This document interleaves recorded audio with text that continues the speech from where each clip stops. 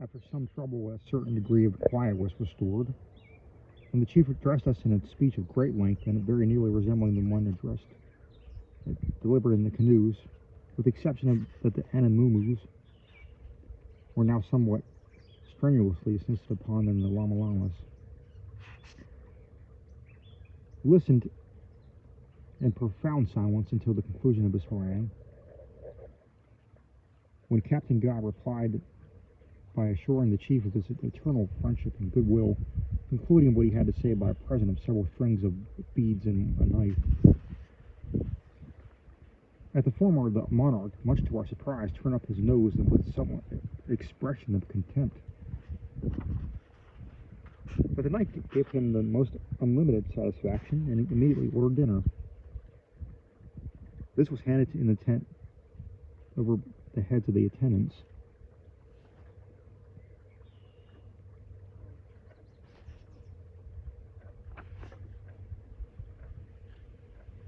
And consisted of the palpitating entrails of a species of an unknown animal, probably one of the slim-legged hogs which we had observed in our approach to the village.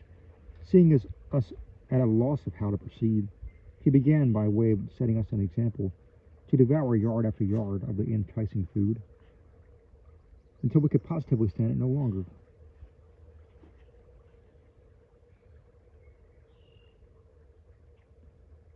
And evinced such manifest symptoms of rebellion of stomach as inspired his Majesty with a degree of astonishment only inferior to that brought about by the looking glasses. We declined, however, to partaking of the delicacies before us, and endeavored to make him understand that we had no appetite whatever, having just finished a hearty déjeuner.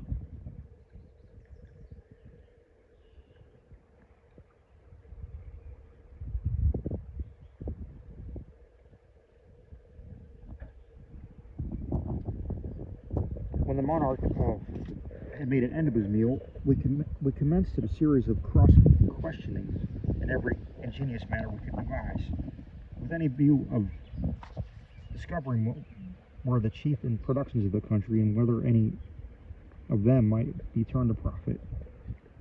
At length we seemed to have some idea of our meaning, and offered to accompany us to a part of the coast where he assured us that Vic de Mir, pointed to any species of that animal,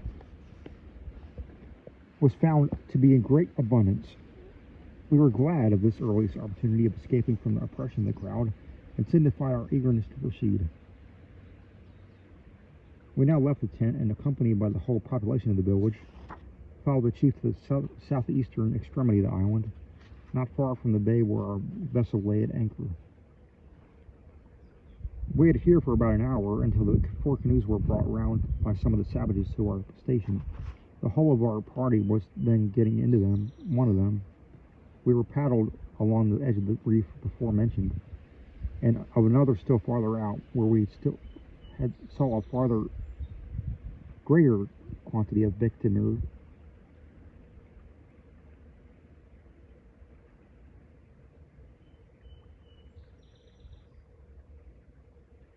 or Biche de Mir, than the oldest seamen among us had ever seen in those groups of lower latitudes, most celebrated for this article of commerce. We stayed near these reefs only long enough to satisfy ourselves that we could easily load a dozen vessels with the animal if necessary, and we were taken alongside the schooner and parted with to it, after obtaining from him a promise that he would bring us. In the course of 24 hours, as many of the canvas-backed ducks and galapagos tortoises as his canoes would hold. In the whole of this adventure, we saw nothing in the demeanor of the natives calculated to create suspicion, with the single exception of the systematic manner in which their party was strengthened during our route from the schooner to the village.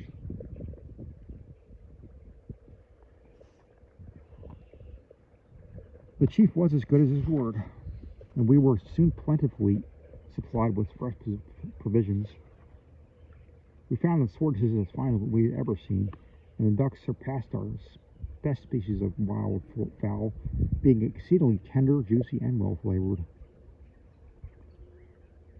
Besides these, the savages brought us, upon our making them comprehend our wishes, a vast quantity of brown celery and scurvy grass, with a canoe load of fresh fish and some dried. The celery was a treat indeed, and the scurvy grass proved of incalculable benefit in restoring those of our men who had shown symptoms of disease. In a very short time, we had not a single person on our sick list.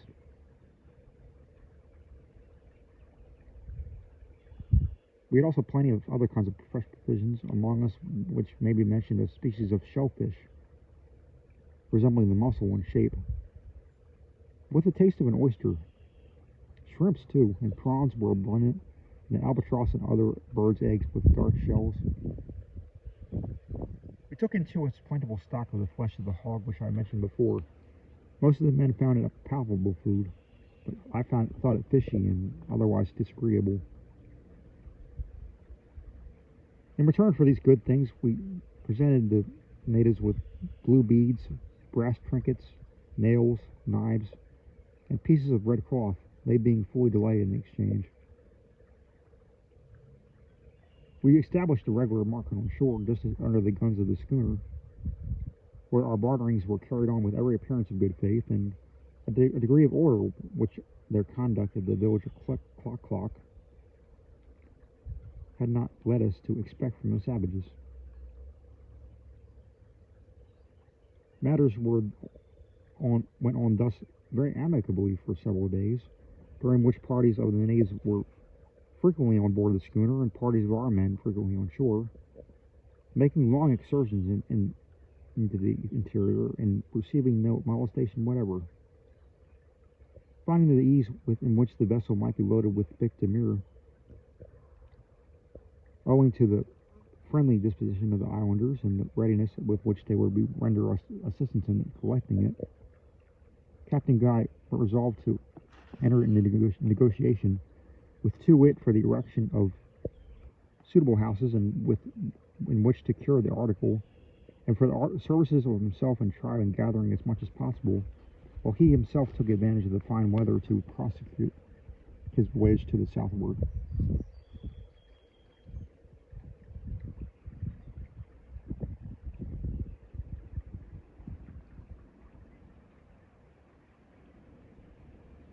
Upon mentioning this project to the chief, he seemed very willing to enter into agreement. A bargain was accordingly struck, perfectly satisfactory to both parties, by which it was arranged that, after making the necessary preparations such as laying off the proper grounds, erecting a portion of the buildings, and doing some other work in which the whole of the crew would be required, the schooner should proceed on her route, leaving 3 of her men on the island to superintend the fulfillment of the project and instruct the natives in drying the pick demure.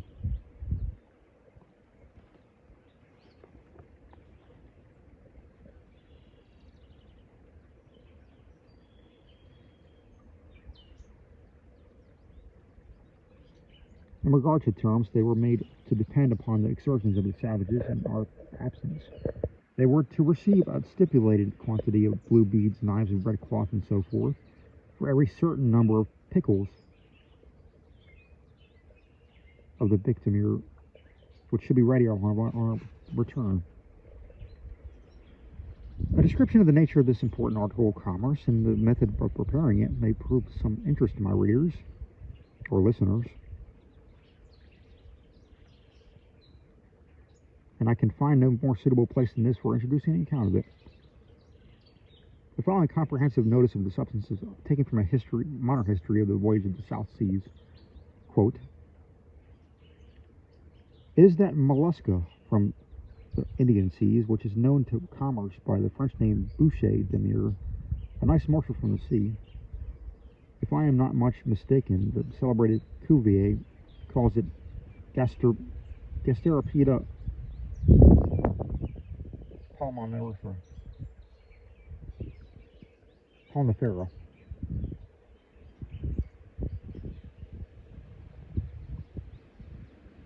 Palmifera.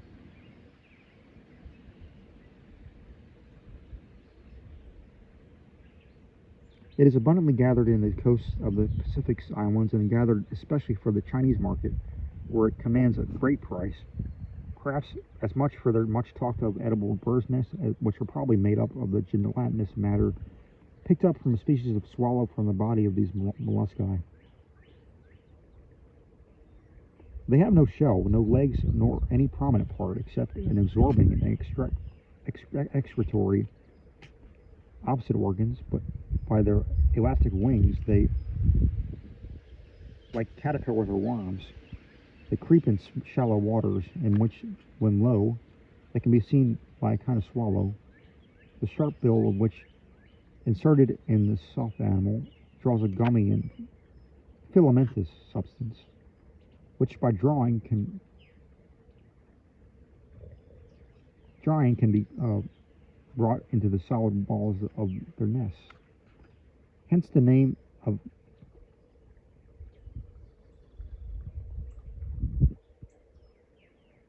Gasteropeda pulmonarifera.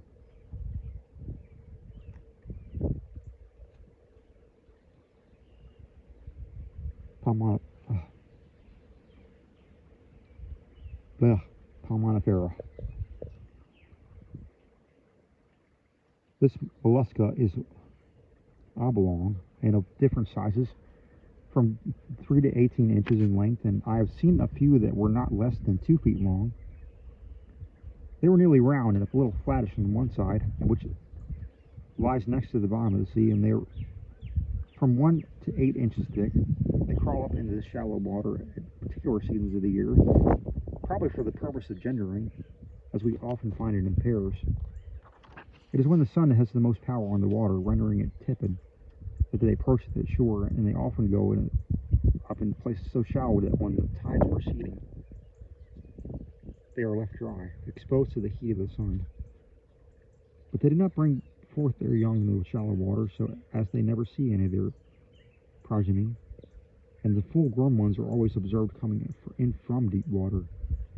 They feed principally on that class of zoophytes which produce the coral.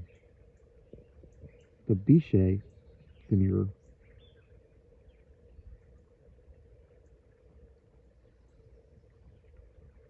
is generally taken in 3 or 4 feet of water, after which they are brought on shore and split at one end with a knife, the incision being 1 inch or more according to the size of the mollusca.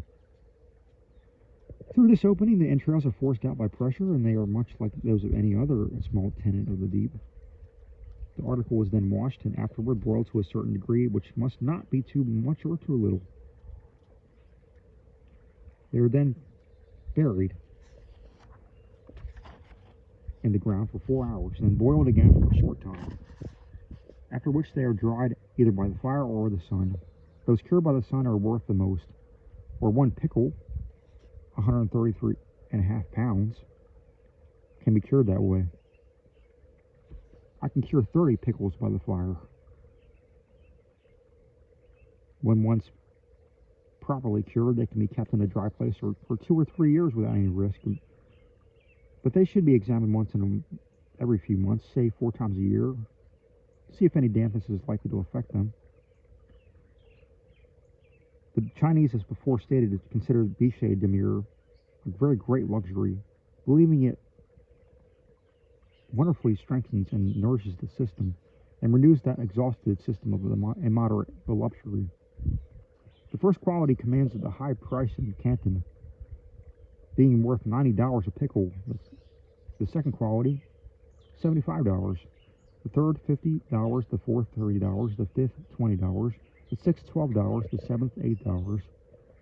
And the eighth, $4. Small cargoes, however, will bring in more than Manila, Singapore, and Batavia. Unquote. An agreement having been thus entered into, we proceeded immediately to land everything necessary for preparing the buildings and clearing the ground. A large flat space near the eastern shore of the bay was selected, where there was plenty of wood and water, and within a convenient distance of principal reefs on which the Biche demure was to be procured. We all now set in work in good earnest, and soon, to the great astonishment of the savages, had felled sufficient number of trees for our purpose, getting them quickly in order for the framework of the houses, which in 2 or 3 days was so far underway that we could safely trust the rest of the work to the 3 men who intended to leave behind. These were John Carson, Alfred Harris, Peterson,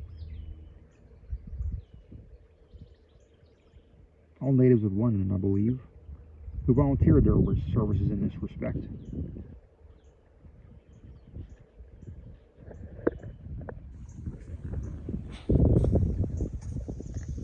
By the last of the month, we had everything in readiness for departure. We had agreed, however, to pay a formal visit of leave-taking to the village, and to wit, insisted so pertinaciously upon our leave-keeping our promise that we did not think it advisable to run the risk of offending him by a final refusal. I believe that not one of us had at this time the slightest suspicion of the good faith of the savages. They had uniformly behaved with the greatest decorum,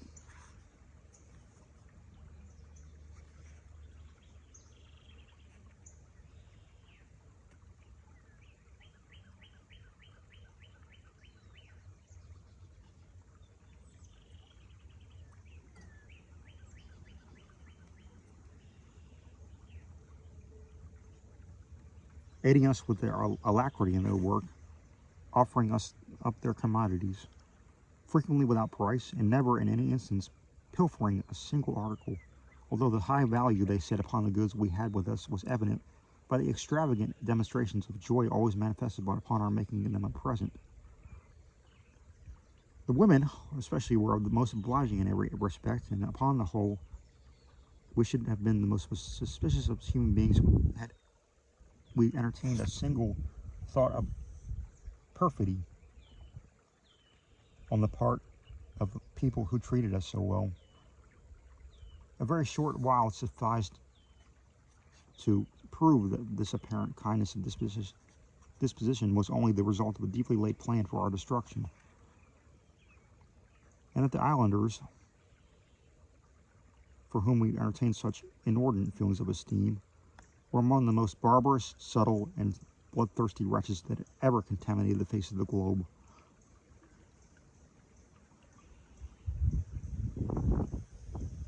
It was on the 1st of February that we went on shore for the purpose of visiting the village. Although, as said before, we entertained not the slightest suspicion, still no proper precaution was neglected.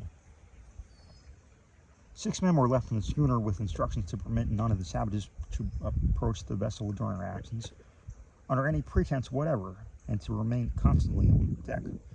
The boarding nettings were up, and the guns double-shotted with grape and canister.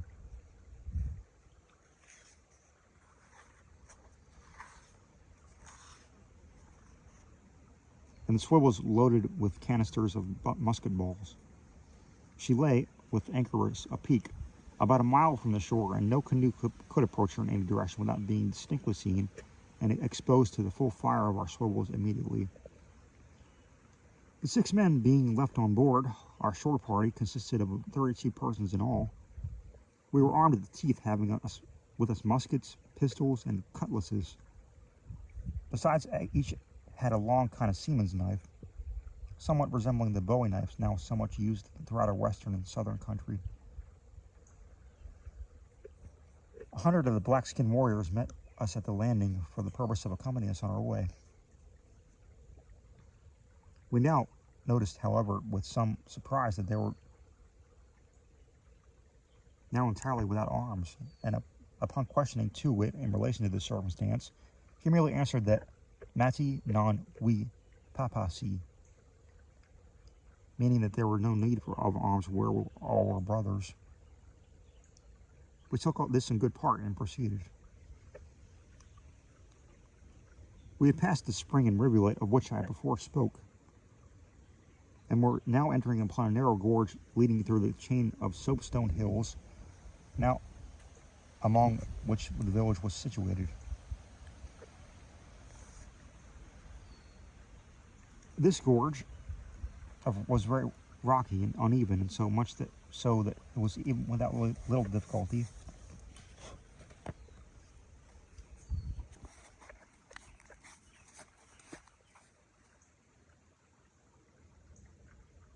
we scrambled through it on our first visit to Clock Clock.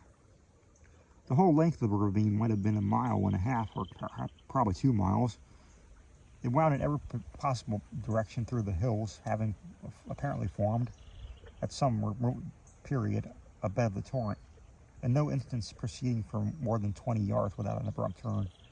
The size of this dell would have averaged, I'm sure, 70 or 80 feet in perpendicular altitude throughout the whole of their extent, and in some portions they arose to an astonishing height, overshadowing the pass so completely that but little of the light of the day could penetrate. The general width was about 40 feet, and occasionally it diminished so as not to allow the passage of more than 5 or 6 persons abreast.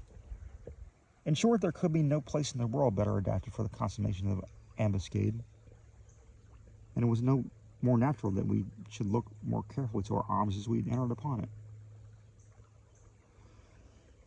When I now think of our egregious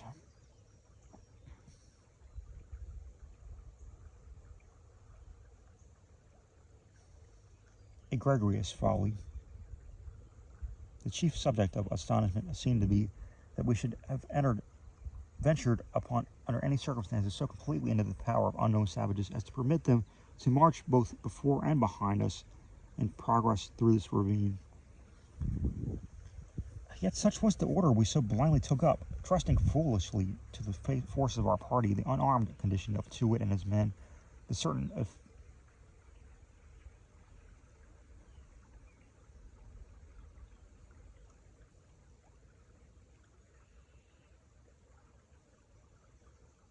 efficiency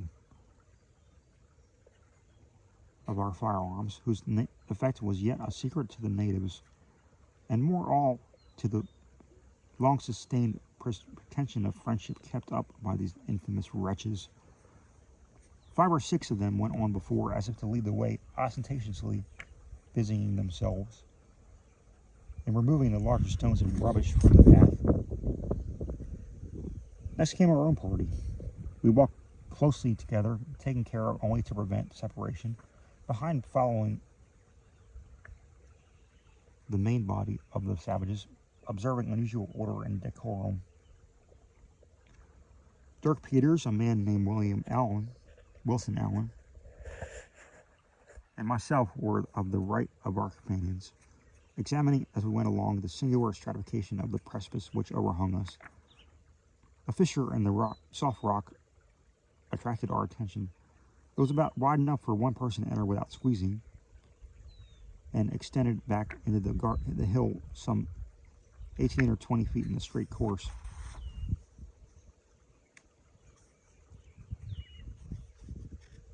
Sloping afterwardly to the left.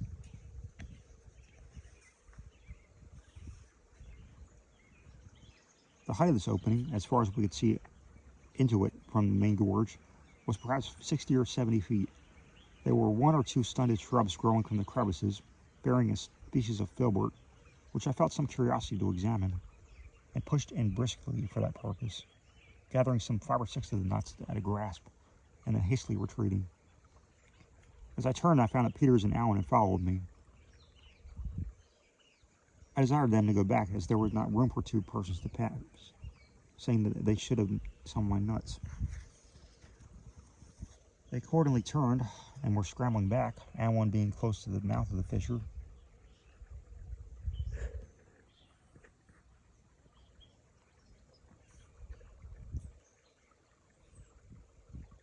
When I was suddenly aware of a concussion resembling nothing I had ever before experienced, and which impressed me with a vague conception, if indeed I then thought of anything, that the whole foundations of the solid globe were suddenly rent asunder, and that the day of universal dissolution was at hand.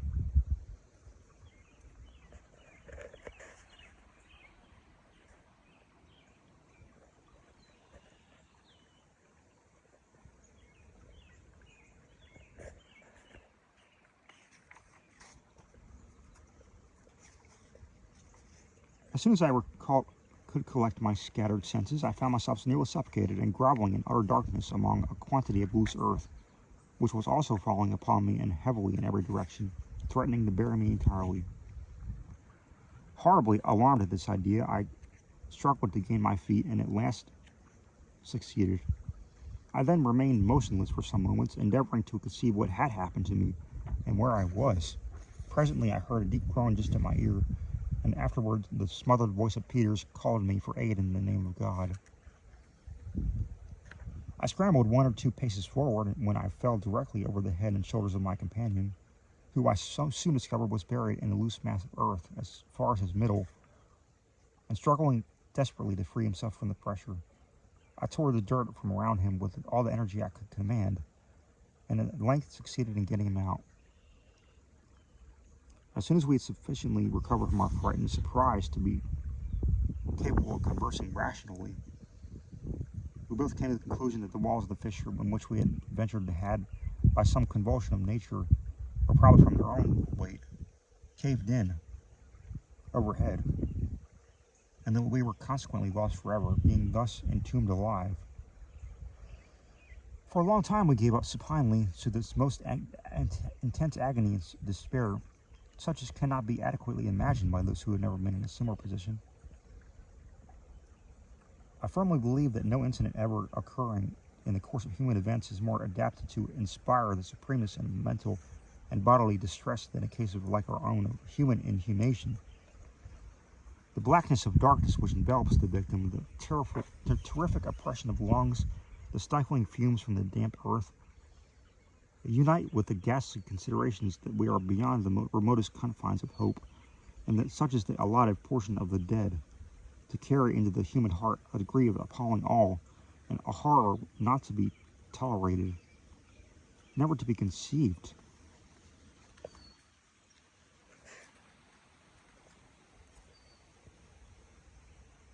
At length Peters proposed that we should endeavor to ascertain precisely the extent of our calamity, and grope about our prison. It being barely possible, he observed that some opening might yet be left for us to escape. I caught eagerly at this hope, and arousing myself to exertion, attempted to force my way through the loose earth. Hardly had I ever advanced a single step before a glimmer of light became perceptible, enough to convince me that, at all events, we should not immediately perish for want of air. We took some degree of heart,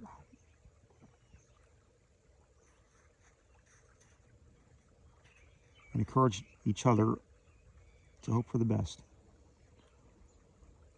Having scrambled over a bank of rubbish which impeded our farther progress in the direction of the light, we found some difficulty in advancing, also experienced some relief from the excessive oppression of lungs which had tormented us. Presently we were enabled to obtain a glimpse of the objects around, and discovered that we were near the extremity of the straight portion of the fissure, where it made a turn to the left. A few struggles more and we had reached the bend, when, to our inexpressible joy, there appeared a long seam or crack extending upward a vast distance, generally at an angle of about 45 degrees, although sometimes much more precipitous. We cannot see through the whole extent of this opening, but as a good deal of light came down it, we had little doubt of finding at the top of it, if we could by any means reach the top, a clear pasture into the open air.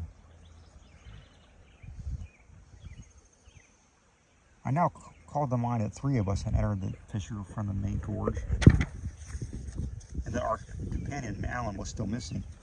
We determined at once that from the farther caving of the earth above us, that Peters at length cried out to me that he had hold of our companion's foot, and that his whole body was deeply buried beneath the rubbish, beyond the possibility of extricating him. I soon found that what he said was too true, and that, of course, life had been long extinct.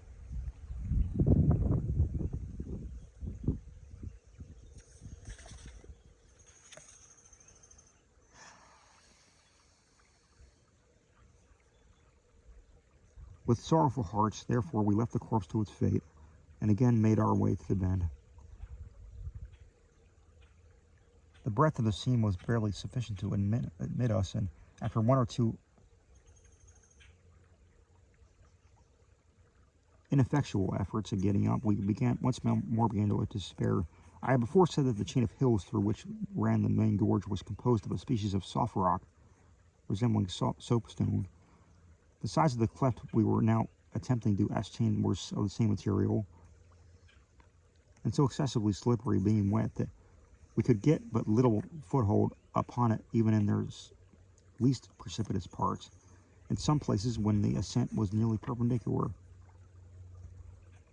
The difficulty was of course much aggravated, and indeed for some time we thought insurmountable. We took courage, however, from the despair, and what, by dint of cutting stones in the soft stone without bowie knives, and swinging at the risk of our lives to small projecting points of a harder species of slaty rock,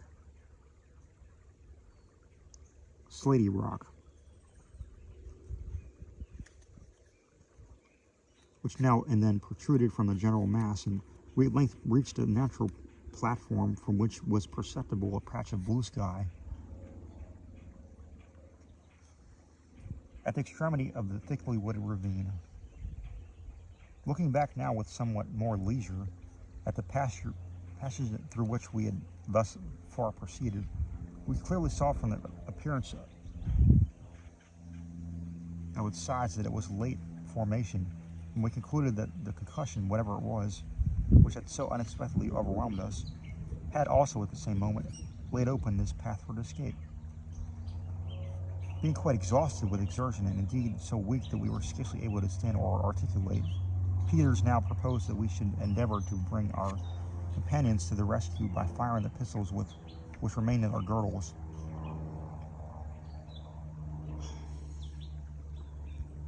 The muskets as well as the cutlasses had been long lost among the loose earth in the bottom of the chasm.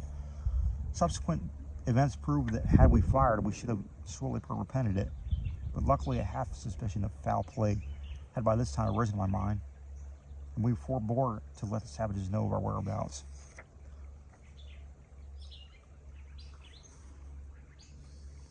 After having reposed for about an hour, we pushed on slowly up the ravine, and had gone no great way before we heard a succession of tremendous yells. At length we reached what might have been called the surface of the ground, for our path hitherto, since leaving the platform, had lain beneath an archway of high rock and foliage, at a vast distance overhead. With great caution we stole to a narrow opening, through which we had a clear sight of the surrounding country, when a whole dreadful secret of the concussion broke upon us in a moment at one view. The spot from which we looked was not far from the summit of the highest peak in the range of the soapstone hills. The gorge in which our party of 32 had ran 50 feet from the left of us. But for at least 100 yards, the channel or bed of this gorge was entirely filled up with the chaotic ruins of more than 1,000,000 tons of earth and stone that had been artificially tumbled within it. The means by which the vast mass had been precipitated were not more simple than evident.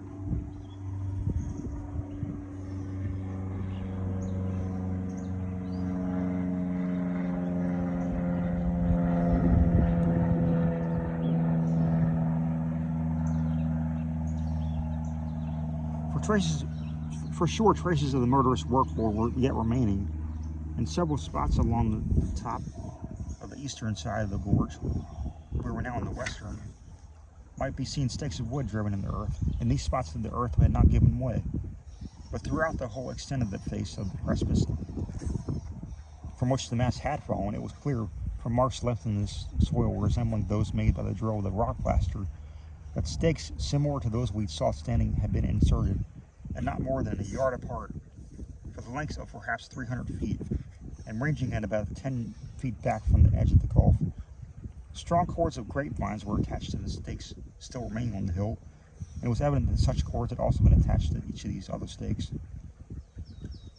I had already spoken of the singular stratification of these soapstone hills, and the description of just given in the narrow and deep fissure through which we effected our escape from inhumation will afford a further conception of its nature. This was such that almost every natural convulsion would be sure to split the soil into perpendicular layers, or ridges running parallel with each other, and a very moderate exertion of art would be sufficient.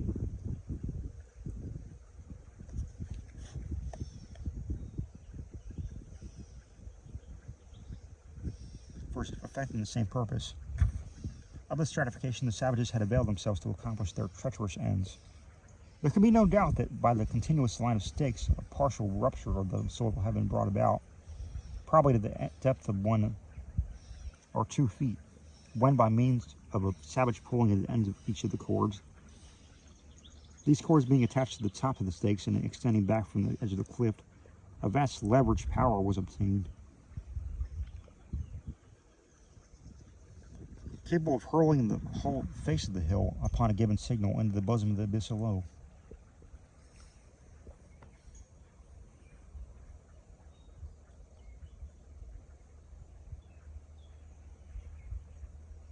The fate of our poor companions was no longer a matter of uncertainty. We alone had escaped from the tempest of overwhelming destruction. We were the only living men upon the island.